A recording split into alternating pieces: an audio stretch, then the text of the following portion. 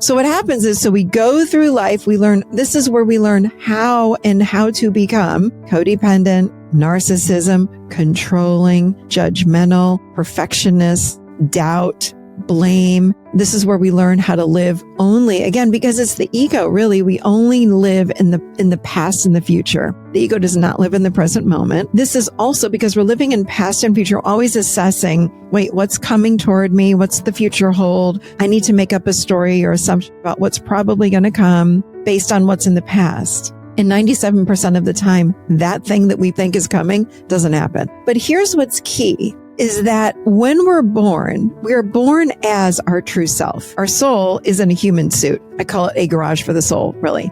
But this human suit that we take on, but when we're born, we are this pure essence of light. What happens is we start overlaying. Did you ever do an art class when you're growing up? Decoupage?